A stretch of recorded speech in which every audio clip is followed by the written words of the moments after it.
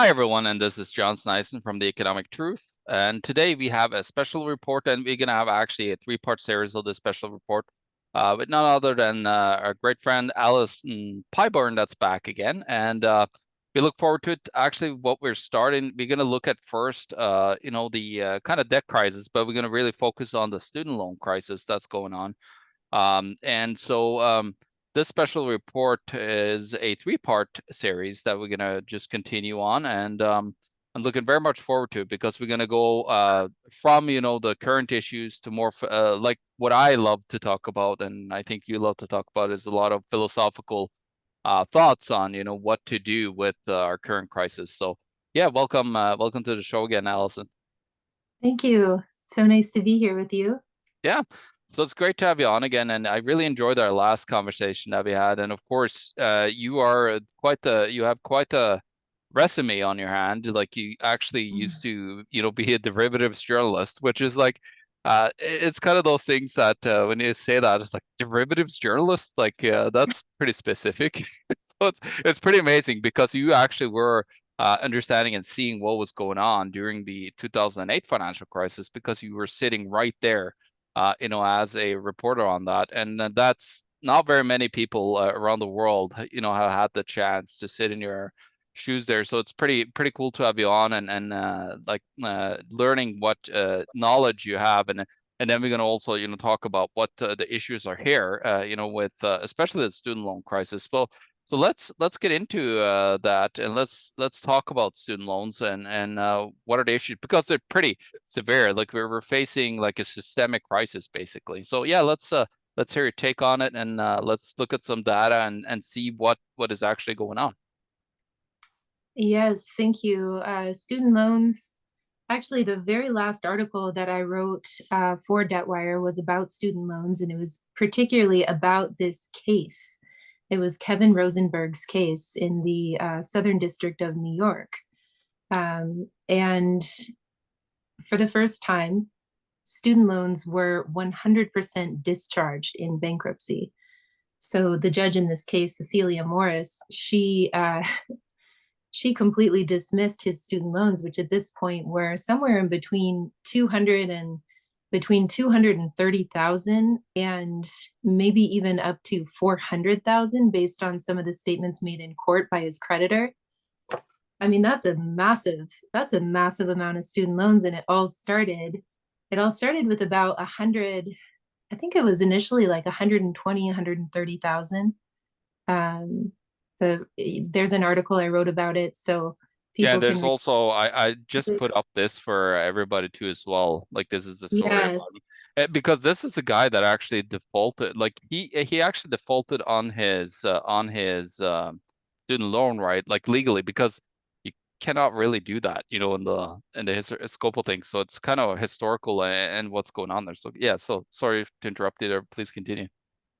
oh, the big turning point was that his loans were forgiven. And as a journalist, I was told over and over and over again that student loans could never be forgiven in bankruptcy. And I 100%. said, that doesn't make any sense.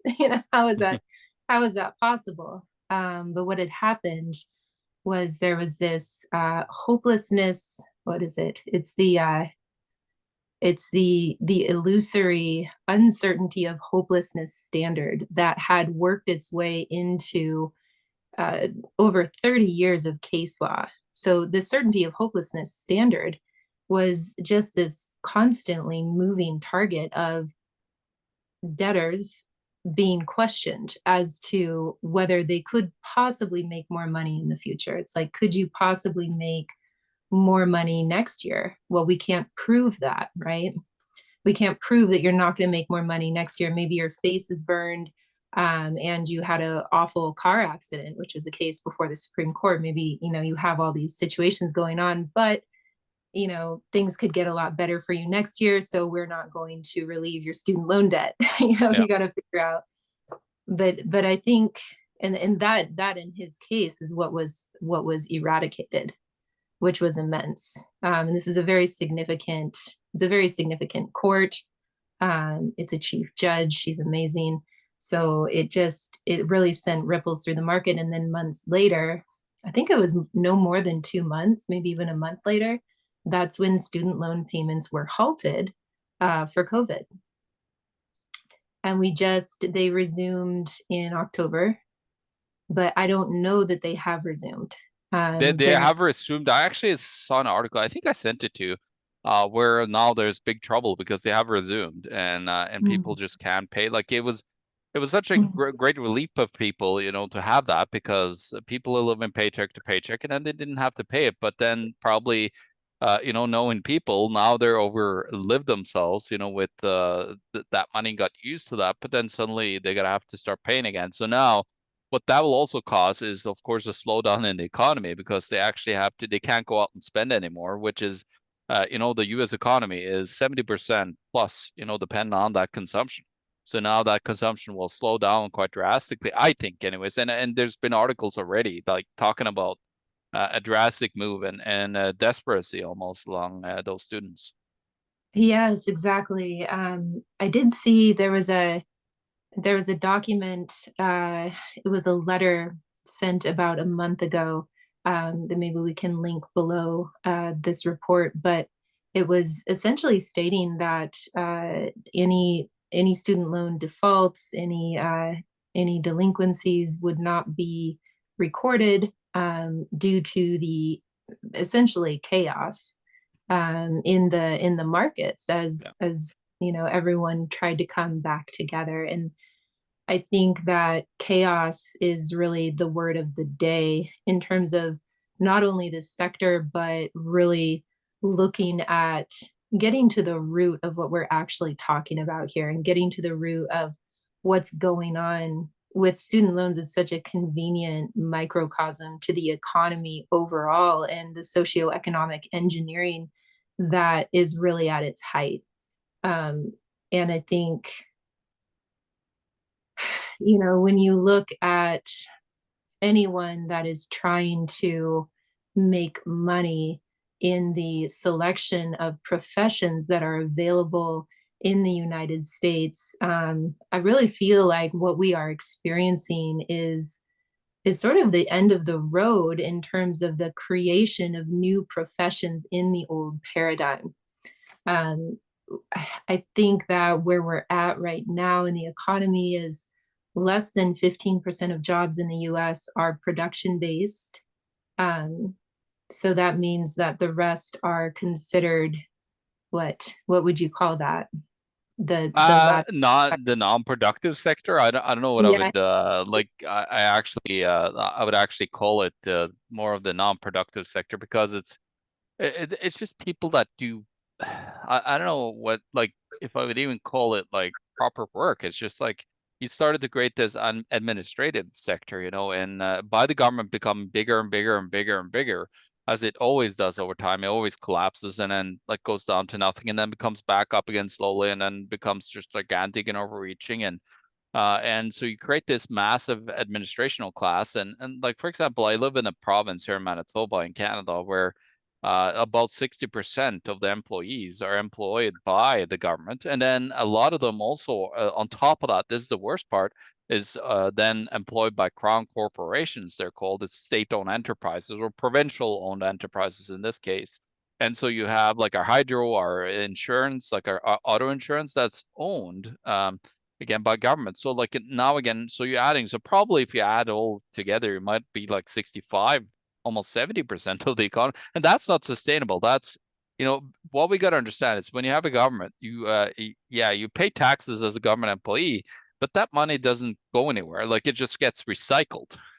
Because who actually pays for you is the private sector, the people that trying to produce something, small business owners, the electrician or the plumber or the cleaning lady or someone that's trying to do something productive, and they are the ones that actually their taxes go to pay everything else. But what we've seen as of late is this move where governments don't really care about the taxpayer almost anymore. Like yeah, we pay more and more taxes, but they actually go into what's called deficit spending, which is basically just borrowing from the future generations by going into huge amounts of debt to spend on different pet projects or whatever they have that they want to accomplish, and then accomplish an even bigger government that is not sustainable at all.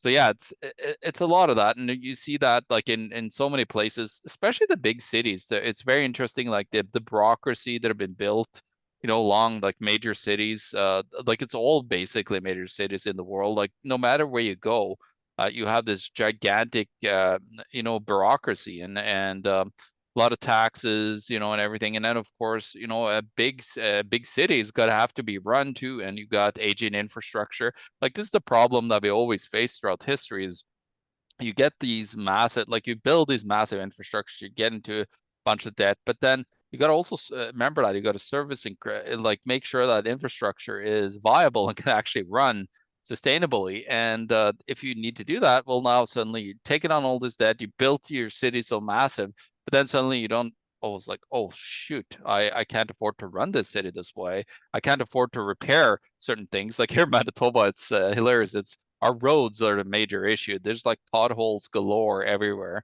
But then you go down to a tiny little place called North Dakota, which had the same temperatures as us. Like they always blame the temperature and the weather, but they have okay roads. They actually built roads properly.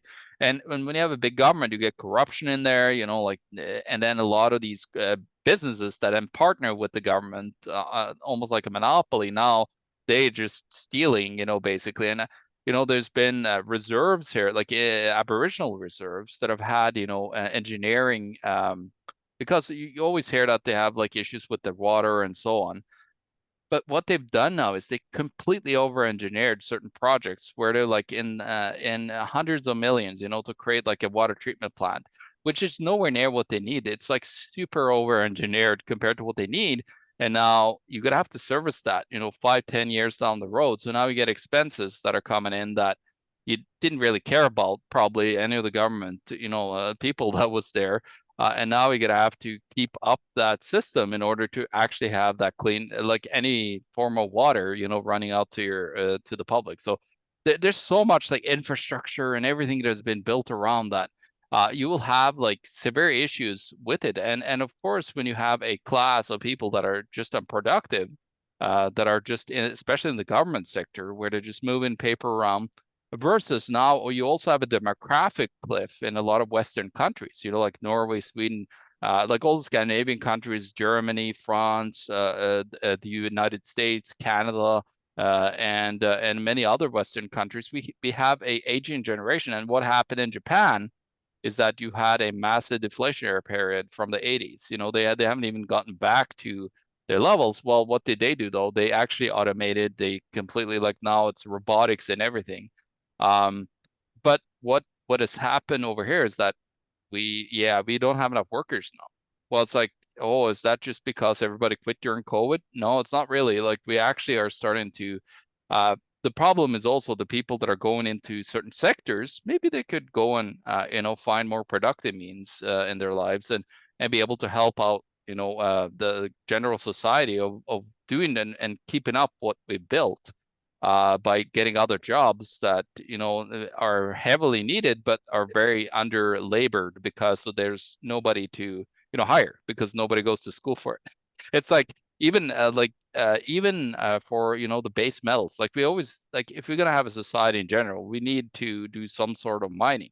Well, it's like there's nobody that's in geological surveying or anything anymore. Like there's very little. So yeah, we have it, and in the eyes of people that believe that we're going to have overpopulation, I'm in the boat of we're actually going to have underpopulation. So anyway, sorry to Yeah. go on a rant there. Oh no, those were such perfect points in the context of everything. It's all, you mentioned Monopoly game, and really it's a Monopoly game that I think the spirit of humanity just really doesn't want to play anymore, right? We get to a point in playing these games and existing within these paradigms that it's played itself out. And what we have going on is, everything is deficit spending. Everything is this entire system is a derivative system. So what you end up with in the case of student loans, or this massive public works project that you're referencing, is you have people that are essentially betting on the future from the present moment. You have a lot of people that have said, well, I'm going to do this one thing that's really unpleasant right now, because when I'm making a six-figure salary, then I'll be happy, right? When I'm making that salary, then I'll be happy. And then they end up with all this debt. Mhm. They end up with all this debt, and they haven't really spent time with themselves to identify what is it that really does bring me joy? What is that expression that I that I actually authentically enjoy expressing? Yeah. And that causes a disease, that causes disease, that causes aging, that causes a lot of issues. And so on a much grander scale, that's what we end up with in regard to debt, in regard to this notion of a system that is deriving value from its participants, right? It's a derivative system. Mhm. So you're always in some form of deficit spending. It's just it's a construct that has only snowballed since its inception point. Yeah, no, there's no way out of it. Like we built a Ponzi scheme, and we the only way out of it is actually to default on the Ponzi scheme. We can keep on creating debt, and I think that's what the government probably is most likely to do, is just go into mass spending, to try to cover over their bankruptcy. Uh, because nations throughout history, they always bankrupt. Like they don't really. It's like these academics. It's like, no, John, you're wrong. They never go bankrupt. It's like, yeah, they go bankrupt, but they do destroy the medium of exchange, the savings of, the pensioners and everything. And this happens, hundreds of times throughout history, where they just blatantly like inflate the value of their currency, and they create like insane notes. Like you got the $10 billion Reichsmark, the $100 million Bolivar Soberano. You got the 1 billion, Pengo from Hungary. You got the $100 trillion from Zimbabwe, and then you got the 500 billion from Yugoslav Republic, the dinar.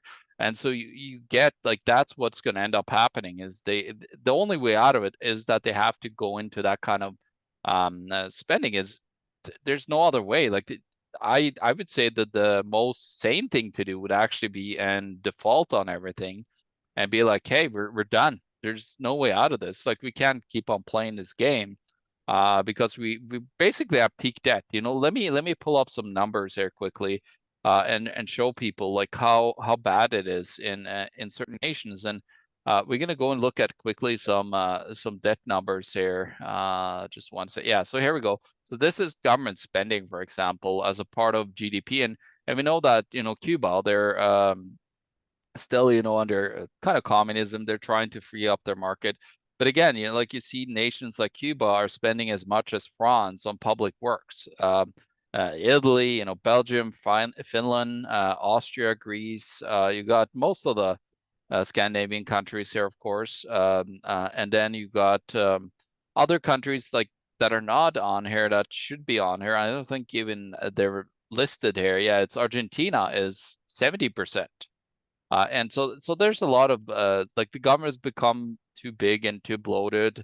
But then also let's look at the government debt to the productive. And we can go into this in our later videos, I think, because we're going to discuss the paradigm shifts that might happen and need to happen. But GDP in itself is kind of distorted because it depends. Like is your population sick and 30% of that is healthcare, because they're sick? Is that a good GDP? It might not be very good, and so on. So, but again, like you see these high numbers.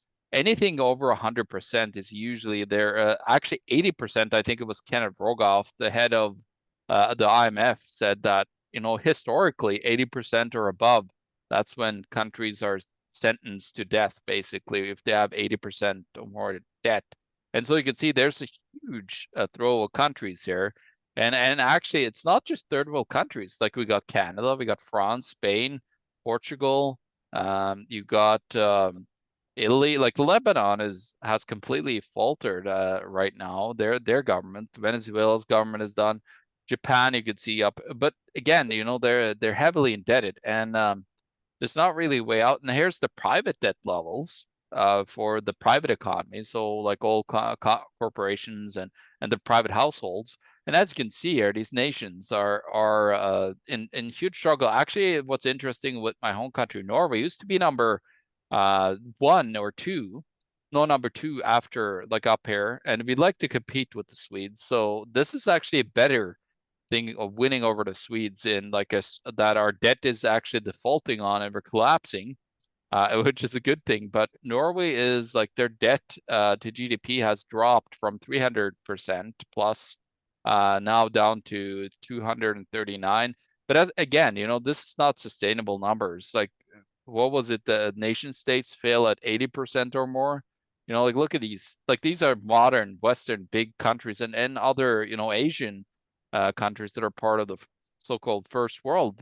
We're all so indebted that there's basically no way out of the trouble that we got ourselves in, which happens in cycles, usually like from anywhere from 50 to 100 years throughout history it takes for this debt-based system to go and collapse up. Because when you create money is in our current system, it's debt.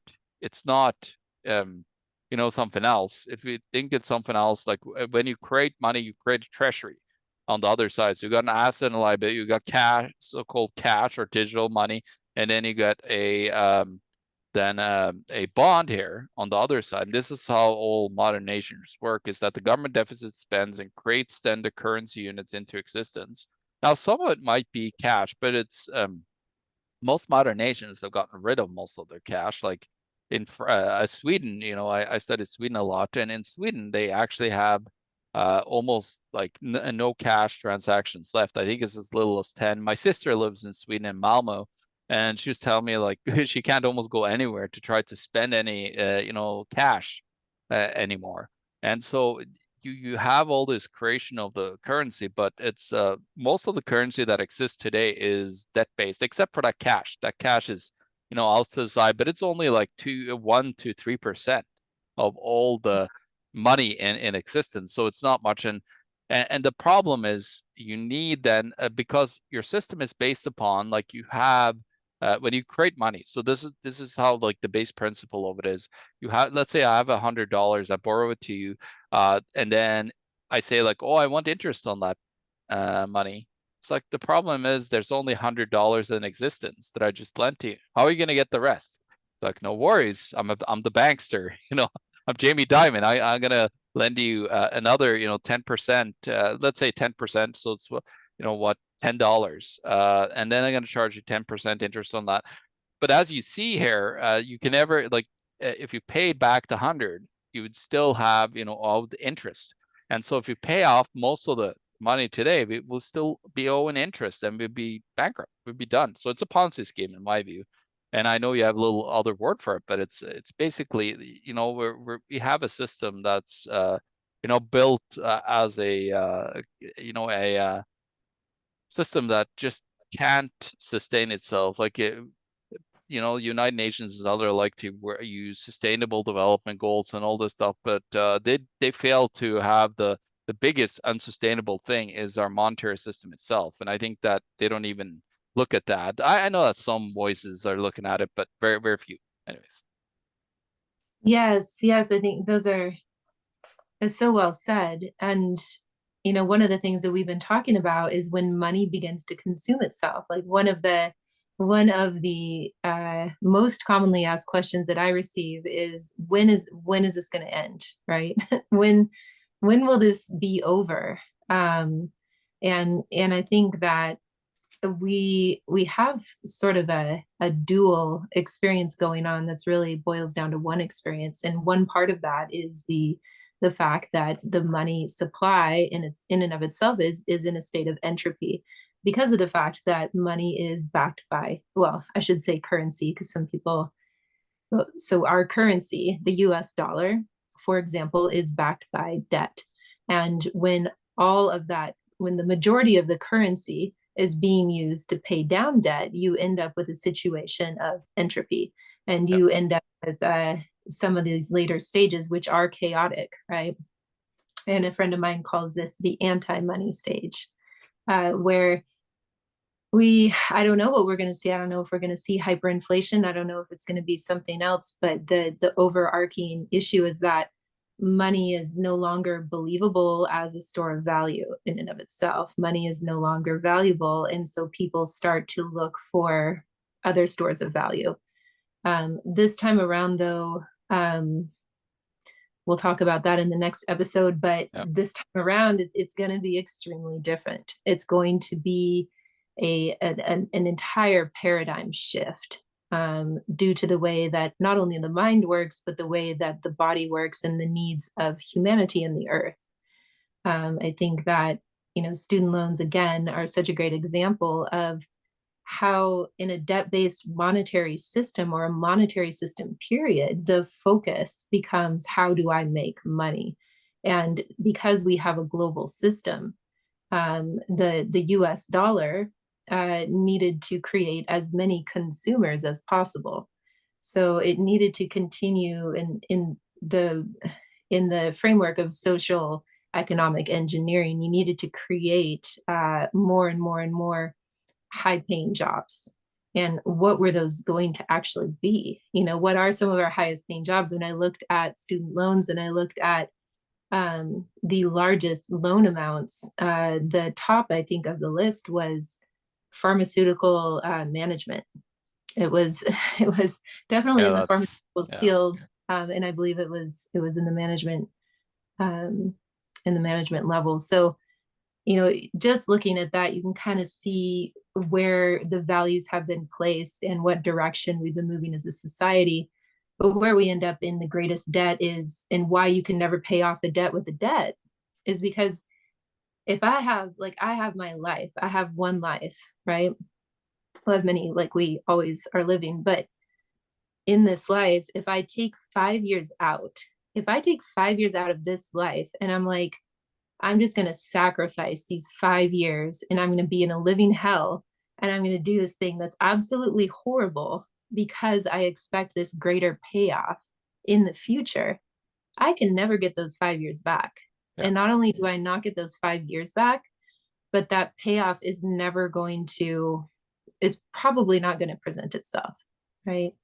And then we kind of end up in this cycle where I think a lot of people are at, where they just don't want to play anymore. Right. Yeah, and I think we see that actually. There's a lot of people that are just quitting their jobs and trying to focus on something else. I have friends that have a decent amount of money, and what they some of them have actually done, they have no debt. They gotten completely out of debt, and they actually live. Like one of my friends, he moved down to Uruguay and has a beautiful ranch down there.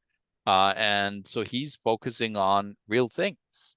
Like he's focused on nature and real productive means. And seeing that as, what's coming. That's the reset that he believes is coming. And he's a wealthy guy, he's made a lot of money and all kinds of financialized world, like the financialized world that we live in. But they're like more and more people are seeing that. You're seeing more and more people are moving out to the countryside. Like you saw that during COVID, actually, it was very interesting. More and more people, now it was remote work and all that, but more and more people moved out further away from the cities because a lot of our cities are turning into these terrible places now because we basically created a massive behemoth and living organism, that is fed upon, from everything that comes from the outside. Very little is created within that city for its own sustainability.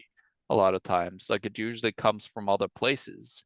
Like our food supply is only a 3-day supply, in the modern day world, where, let's say that you had a massive crisis that happened, and what would you do? If you cut off for like let's say a week or two with your food supply, and then the stores are run out within 3 days. And so you got these systems that have been built that are definitely not sustainable in their ways. And so what people really like need to focus on is, yeah, it's great to have a high paying job in some kind of managerial position, but we've gotten to that game where I call it when an economy hits the place where it's just making money with money. Like you don't care about like anything else. Like everybody's gambling. Like it's insane. You should watch. I just watched a recent video of a friend of mine. He was talking about what was it? Oh, it's option trading has just taken off, like crazy, and it's a derivative of stocks even. Like it's not even no real things. And stocks are derivatives of a corporation that are trying to do something. We hope that we're trying to be doing something productive, and a lot of them are not, of course. Like there's a lot of fluff, and fastness that was made available, by making, of course, the currency dirt cheap. So every single thing that was out there that you wanted to get, look at all the like Facebook and Google and all these companies, what made them possible, or Airbnb and Uber, it all made them possible by this, massive cheap debt. But also their symptoms, like the Ubers and the Airbnbs are symptoms of the today.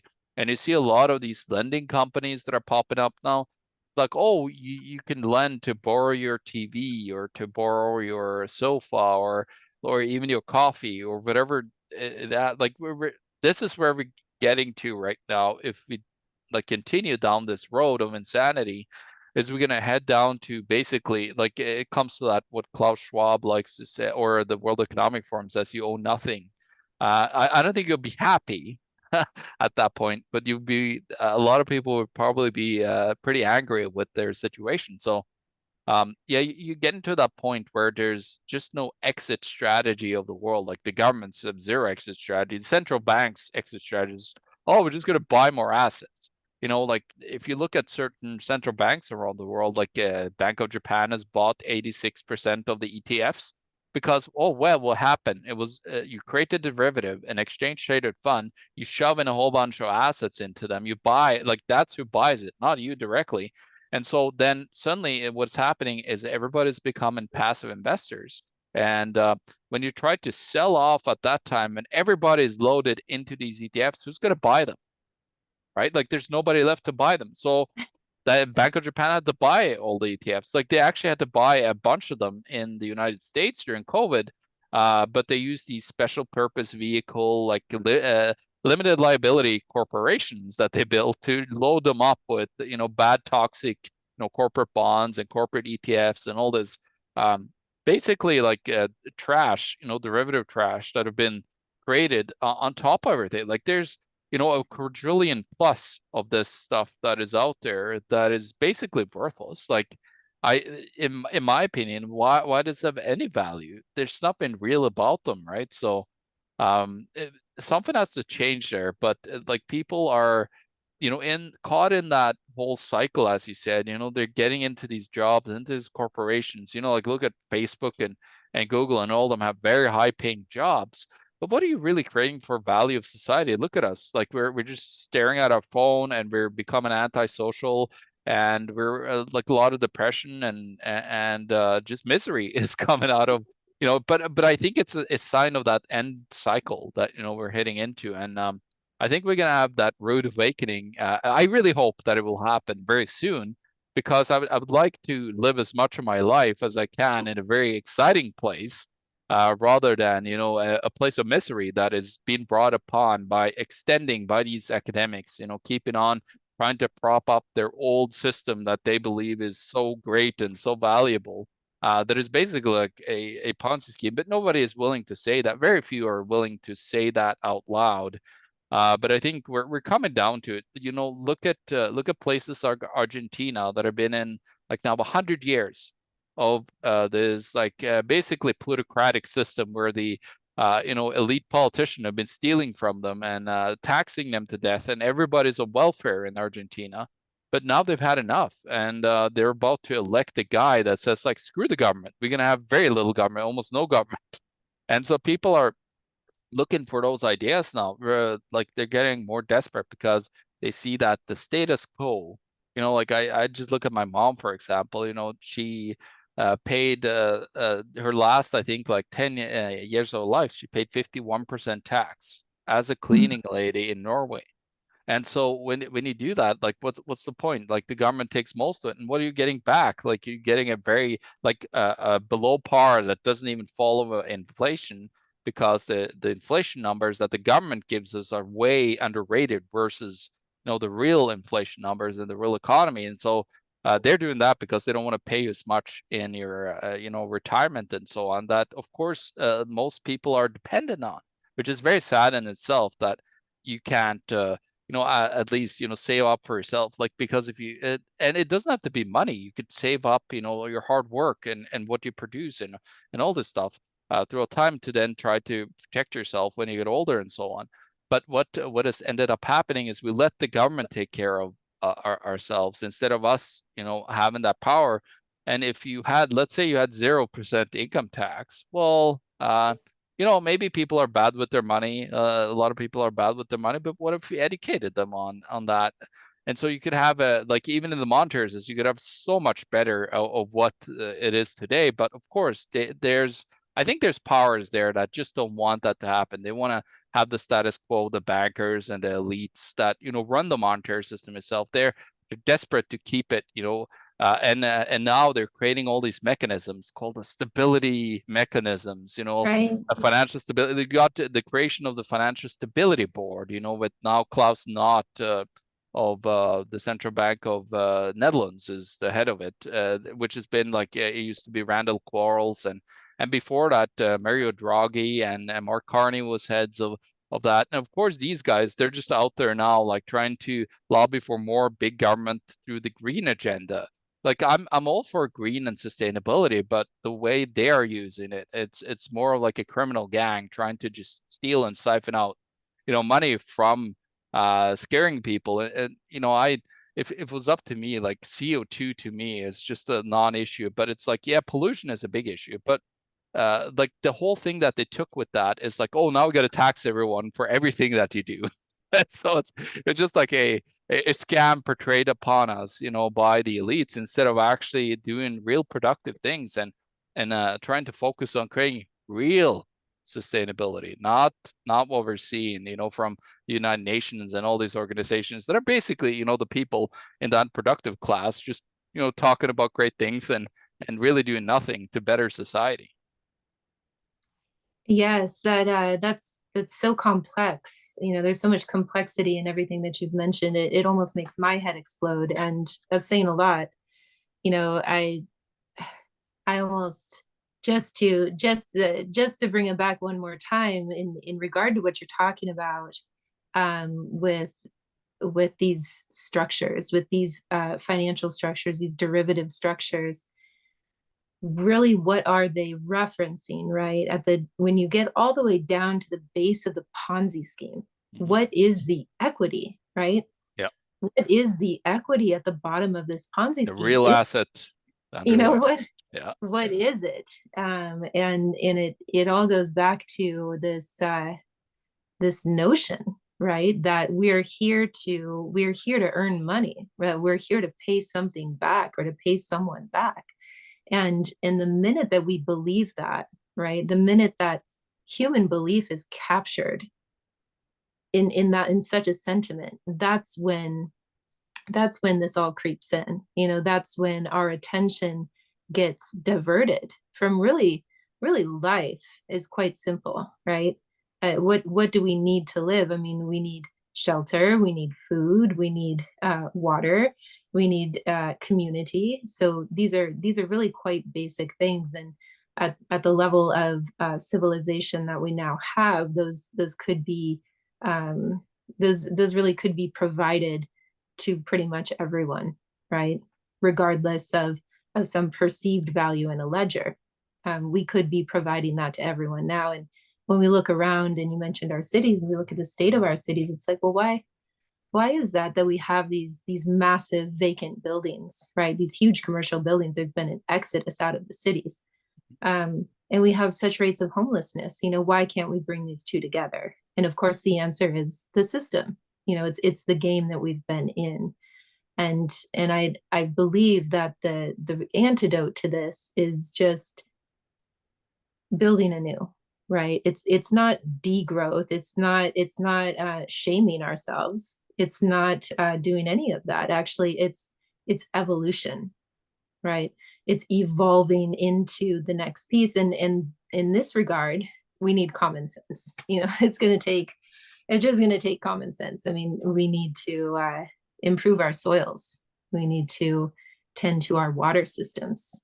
We need to tend to our sewage systems, which you and I were talking about earlier this week. Um, there's a lot that can be done, taking care of our elderly population, right?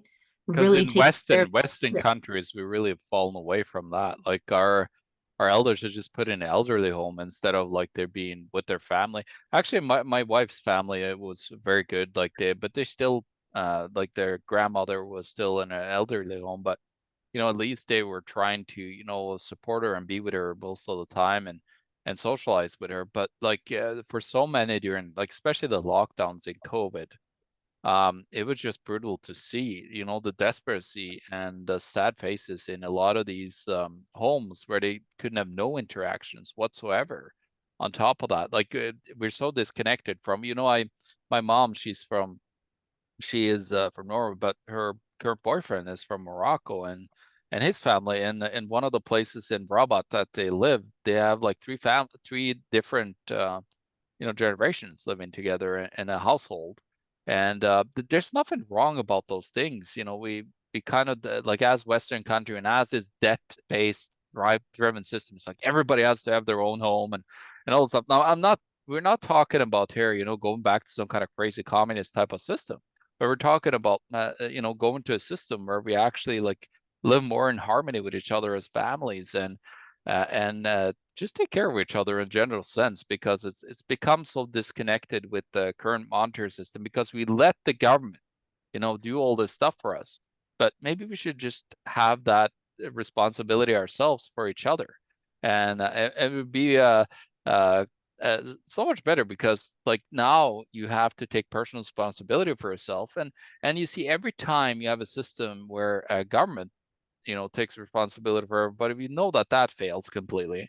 And so you need to get back to, and I think a lot of people are starting to see this, where you need to get back to more decentralized type of systems where you have smaller, communities that, live together. And there's nothing wrong about those. It's great probably for those communities to have something to produce and to give to others and to trade with others, because if you can, world becomes more productive as a society and sustain itself by sharing with others their winnings and their commodities and whatever they have, because we all need each other. And but what we got to remember now is we actually have some technology. We can, you and me are sitting here, and you're in the United States and I'm in Canada, or like wherever you are in the world, we can now have face-to-face communications and so on.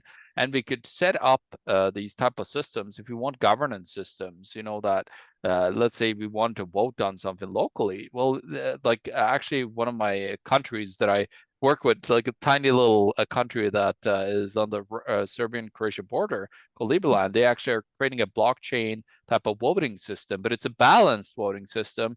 So people with a lot of money cannot have more power in that system, for example. And so we need to get back to and try to find these type of systems that we can govern ourselves with that are way more sustainable and super efficient compared to the current structure, that we have, that creates all this instability and all this debt and so on into the system. And I think it would take a lot, because there's some powerful entities that we're fighting, here, like the big banking system, which always, it's interesting. They always try to take over. They lose power throughout history, and then they come back and try to take over and drag us back into that monetary system that they win with. And so it's a constant battle. But like having these ideas, and there's a lot of it. I talk to a lot of people around in the United States and other places around the world where they're creating these sustainable communities that are modern communities. They're not like, we're not going back to the Stone Age here.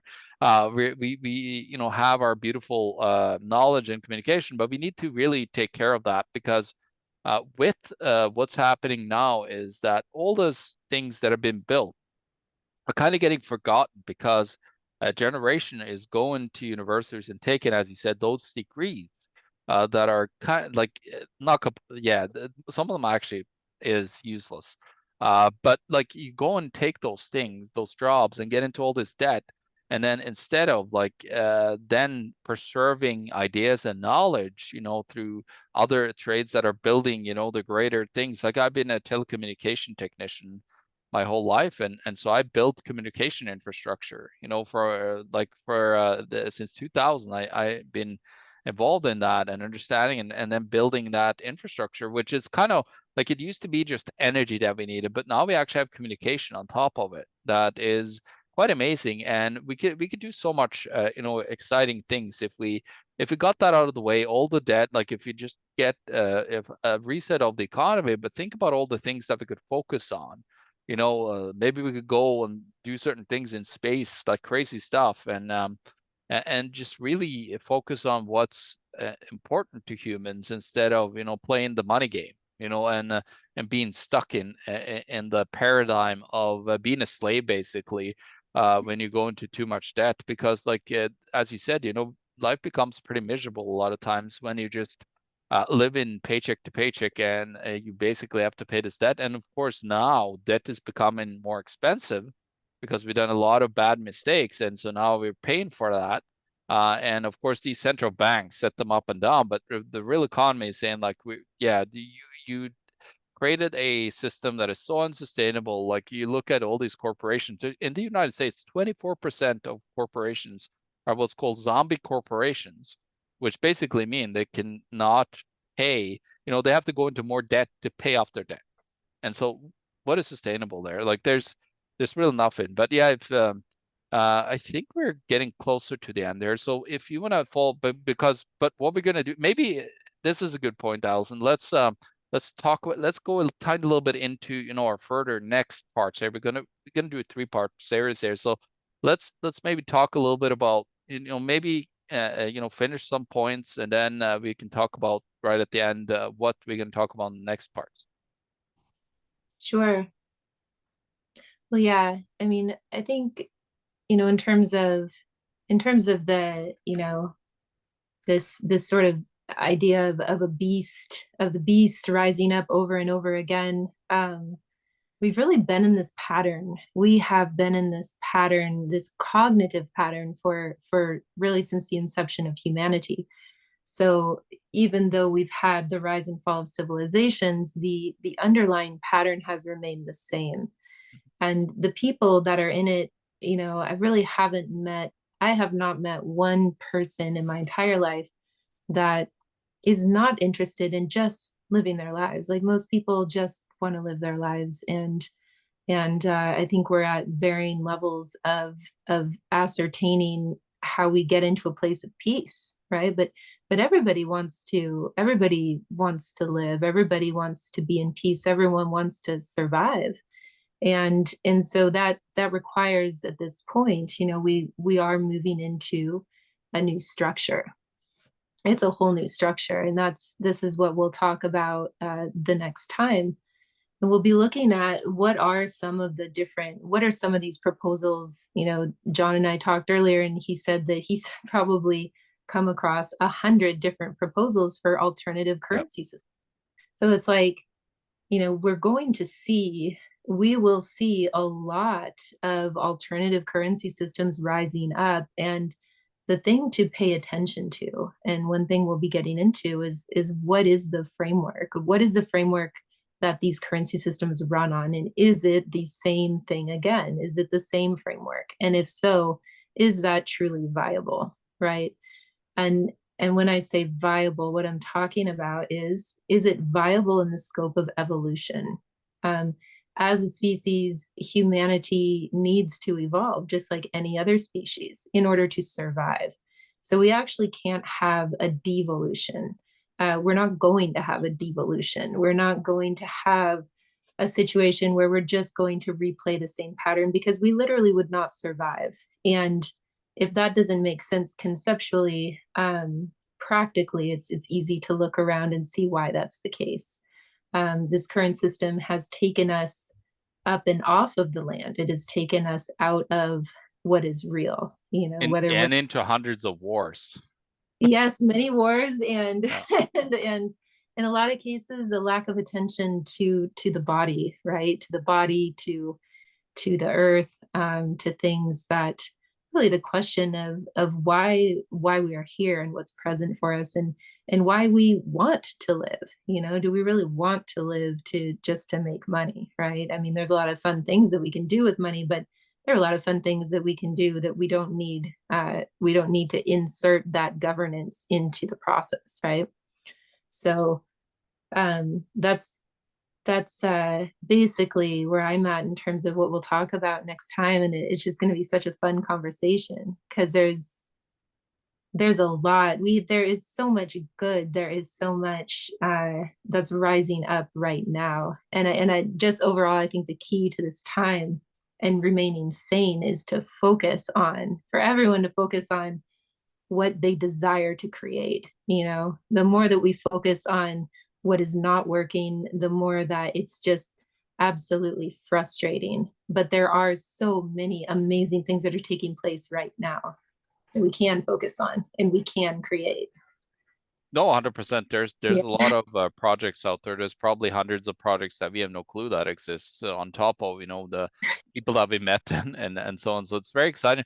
I'm actually like in March for my birthday, I'm taking a trip down to the Arizona desert, and we're gonna build a basically a geodesic dome home for one of my friends down there. That's just he's kind of like fighting the whole land title thing, like who actually like is telling you what you can and cannot do on your own private property. And so we're focusing on that. And he's building this amazing property out there. And so I'll be, probably hands-on, knowing Ernie, my friend there, helping him build this stuff in actually a very interesting, sustainable way with some very different type of building material and ways of actually building that we have any like our modern home that I live in is just the standard, wood frame home.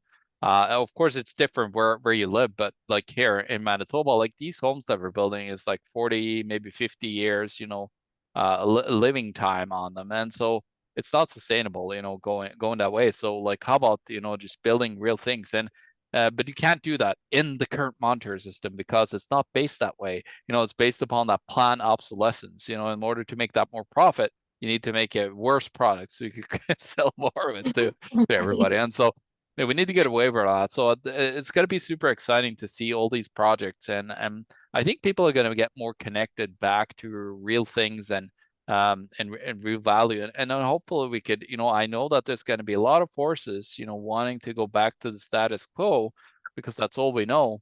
And but we need to get these ideas out there for people to start to educate themselves and understanding, especially, the evils of the old system, and then potentially what we could do with other systems that we have, because of course it's not just going to be one system, but we need to have a system where we're understanding of each other's wants and so on, so we not get into that other way of then wanting to attack and kill someone that doesn't agree with us, with the because that's the old status quo, is if we don't agree, like look at the Middle East and the terrible, terrible things that are happening there just because of ideas that we disagree upon, instead of like, hey, we're kind of in this land together here. Let's just focus on having prosperity and love and passion for each other instead of all these terrible murders and everything. But what is driving that is the current monetary system and of course the governance structures that we built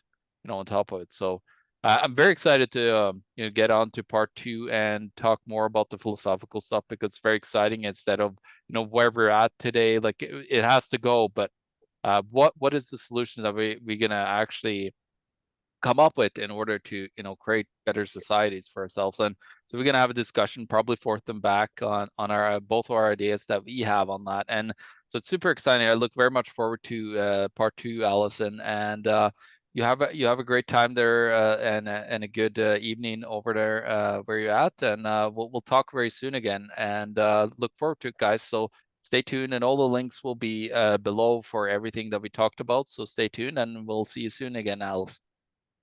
See you soon. Yeah, bye.